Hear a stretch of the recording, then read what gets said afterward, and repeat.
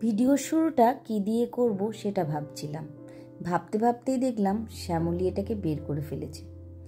অনেক দিন বাদে এই জিনিসটা আমি বের করেছি। এটা কি বলো তো? আমি যখন আর্মির কোয়ার্টারে ছিলাম সেখানে আমার ব্যালকনিতে এইগুলো থাকতো, বেতের পর্দা টাইপের। ওই যে পেছনে দেখো, ওইদিকে ওই দরজার পেছনে ওভেন রাখা আছে, ওইখানটা লাগিয়েছি। ওইখানটা না, পর্দাটা ঠিক মানাচ্ছে না, তো একটু এক্সপেরিমেন্ট করে দেখলাম, না তবে ভালো লাগছে না, একটু সাইজটা ছোট। আবার পরে একদিন খুলে আবার ওটাকে পর্দা টাঙিয়ে দেবো। একজনকে বলেছি ওই রকম একটা ওই মাপের বেতের করে দিতে, যদি কোনো দিন করে দেয় তখন টাঙাবো, টাঙিয়ে তোমাদের দেখাবো। আজকে রান্নাঘরে তড়িঘড়ি ঢুকে পড়েছি। আসলে সকালবেলা অনেকটা সময় আমি নিজের নষ্ট করে ফেলেছি। এটা অনেকটা উপরে ওঠানো ছিল। আমার ফ্ল্যাটে একটা লব তৈরি করা আছে, সেই লবটার মধ্যে ওটা ওঠানো ছিল। শ্যামলীকে বলে পাড়া করিয়েছিলাম, একটু অন্যরকম ওইখানটা সাজাতে ইচ্ছে হয়েছিল। যাই হোক, আমার এক্সপেরিমেন্ট ফেল। আবার একদিন লাগতে হবে। ঘরে বসে বসে নানা রকম এক্সপেরিমেন্ট মাথায় কাজ করে। মনে হয় এটা করি সেটা করি, এইখানটা হয়তো এটা করলে ভাল লাগবে। আমার চিরদিনের স্বভাব। একটু ঘরকে যতক্ষণ না ঘুরিয়ে এদিক ওদিক করি ততক্ষণ ঠিক আমার ভালো লাগে না। একঘেয়ে আমার একদম ভাল লাগে না। মনে হয় একটু এদিক ওদিক করে সাজালে যদি ভাল লাগে দেখতে। ছোট্ট একটা ফ্ল্যাট নিজের মনের মতন করে গোছানোর চেষ্টা করি। যখনই কোনো ইন্টারনেটে কিছু দেখি মনে হয় সেরকম করে যদি গোছাতে পারি। যাই হোক, জানি না আমার ঘর গোছানো কবে শেষ হবে। হয়তো ঘর গোছাতে গোছাতে আমি মরেই যাব কোনদিন। আমার আর শখ পূরণ হবে না। ইচ্ছে ছিল নিজের মনের মতো করে ঘরটাকে সাজাবো। বড্ড দেরিতে মনে হয় শুরু করে ফেলেছি। আর একটু আগে শুরু করলে হয়তো আরও সুন্দর করে গোছাতে পারতাম। দিন দিন মনে হয় হাতের থেকে যেন সময়টা বালির মতন আস্তে আস্তে কমে যাচ্ছে। তবে একটা স্বপ্ন এখনো বেঁচে আছে, একটা বড় ফ্ল্যাট হবে, এর থেকেও বড়, সাজানো গোছানো আমার মনের মতন।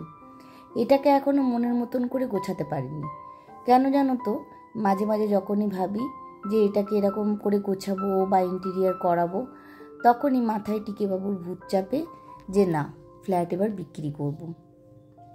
এই সব নানা রকম পরিস্থিতির মধ্যে দিয়ে করে আমি আর ফ্ল্যাটটাকে গোছাতে পারছি না। আবার যখন ভাবি যে না, এবারে বিক্রি করব না, গুছিয়েই ফেলবো, তখন আবার সেই নতুন করে উঠকো। কোনো দিন দেখি 10 জন এসে গেল ঘর দেখতে। যাই হোক, এরকম করে 5 বছর কেটে গেল। আসলে এখন কি হয়েছে জানো, তনুটাও থাকে না, রেনুটাও থাকে না।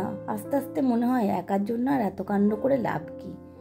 এরপরে তো মেয়েগুলোর বিয়ে হবে, ওরা শ্বশুরবাড়ি চলে যাবে, তখন ওদের সংসার গোছানোর পালা। আমার সংসার গোছানোর চাহিদা আর থাকবে না মনে হয়। ওই যে প্রথমেই বললাম, আর পশ্চাতাপ করে কোনো লাভ নেই গো। দেখি আগে আগে যা হয়, যেরকমভাবে জীবন নিয়ে যাবে সেরকমভাবে চলবো। মানুষ নিজের জীবনে অনেক কিছু প্ল্যান করে, এটা করব সেটা করব, এই রকমভাবে করব সেই রকমভাবে করব। সেটা কিন্তু কোনো সময়ই পরিপূর্ণ হয় না। যদি পরিপূর্ণ হয়ে যেত তাহলে তো জীবনে সব কিছুই পাওয়া হয়ে যেত। কিছু না পাওয়া কিন্তু মানুষের জীবনে থেকেই যায়। বাজে 2:30, এই মাত্র চান করে বেরোলাম, একটু সিঁদুর টিঁদুর পরে করে। আর দেখো রান্নাঘর পুরো পরিষ্কার করে ফেলেছি। কাজ করেছি, আজকে প্রচুর কাজ ছিল, দেখবে পুরো ব্যালকনিটা পুরো পরিষ্কার করেছি। খুব দুনিয়ার ধুয়ে ধায়ে সব রেখে দিয়েছি। আমাদের আর শ্যামলীতে মিলে বাসন এরকম ধোয়া রয়েছে। আর এই দেখো খাবার হয়ে গেছে রেডি। এটা দেখো পনির দিয়ে আলু দিয়ে একটা তরকারি করেছি, মটর দিয়ে, আর একটু মাছ রয়েছে। এটা হচ্ছে তোমার ওই আমুদি মাছ, ধনেপাতার চাটনি। আর এটা ওই টিকে খেয়েছিল ডিম সিদ্ধর কুসুমটায় বসবো। আর তোমাদের সাথে কথা বলবো না, ফোনটাকে চার্জে লাগাই, দিয়ে খেয়ে নি, তারপরে আবার আসছি। দুপুরে একটু শুয়ে ঘুম থেকে উঠে মটরশুঁটিগুলো নিয়ে বসে পড়েছি। একটা ফোন এসছে, ভাবলাম কথা বলতে বলতে মটরশুঁটিগুলো ছাড়িয়ে ফেলি। দুপুরবেলা তোমরা তো দেখলেই, পনির দিয়ে আলু দিয়ে আর মটরশুঁটি দিয়ে একটা তরকারি করেছিলাম। ফ্রিজে রাখা মটরগুলো শেষ, তো গোটা মটর ছিল, ভাবলাম ছাড়িয়ে রাখি। তাড়াহুড়োর মধ্যে যদি মটর ছাড়াতে হয় বড্ড অসুবিধা হয়।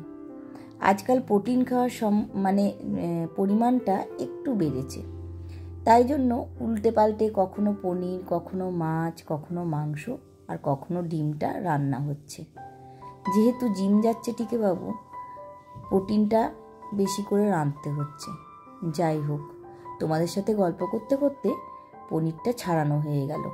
আর ওই যে তোমাদেরকে বলছিলাম না দুপুরবেলা না পাওয়ার গল্প, তো কিছু না পাওয়া থেকে যাওয়া ভালো। বাঁচার জন্য একটা রসদ পাওয়া যায়। সব কিছু পাওয়া হয়ে গেলে আবার দেখবে বাঁচার ইচ্ছেটাই যেন চলে যায়। তো সুখ দুঃখ, ভালো লাগা মন্দ লাগা, পাওয়া কিছু না পাওয়া থেকে যাক জীবনে, নাহলে জীবন বড্ড একঘেয়ে হয়ে যাবে। যতটা স্পিডে মোটরটা ছাড়ানো হচ্ছে ততটা স্পিডে কিন্তু মোটরটা ছাড়ানো হয়নি, প্রায় 1-1.5 ঘন্টার ব্যাপার।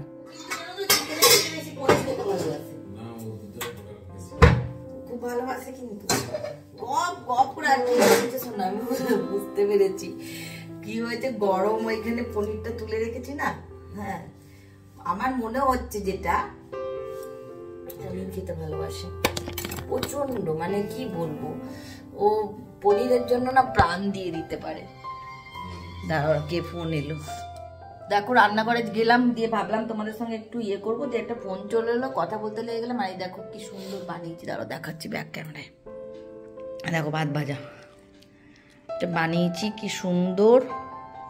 দেখো খিদে পেয়ে গেছে, ভাত আমি রাত্রে খাই না, কিন্তু জানি না কেন মনে হলো আজকে একটু ভাত ভাজা করি খাই। আর বুঝু না ওইখানে তো দেখো ওর একটা কারণ আছে, ওই যে পনিরের তরকারি খাবে, আর টিকে কখন খাবে তার নেই জানি না, যখন খাবে খাবে, আমি খেয়ে নিই, ঢুকে পড়বো আমি, আর রাত করবো না এখন, জানি তো এখন একদম খেতে রাত করি না। খাওয়াটা একটু তাড়াতাড়ি, দেখছো ক্যামেরাটা কি হচ্ছে, খাওয়াটা একটু তাড়াতাড়ি করার চেষ্টা করি।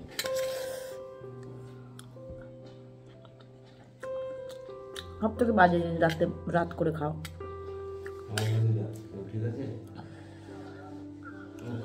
খুব গরম, চলো খেয়ে নিয়ে আসছি।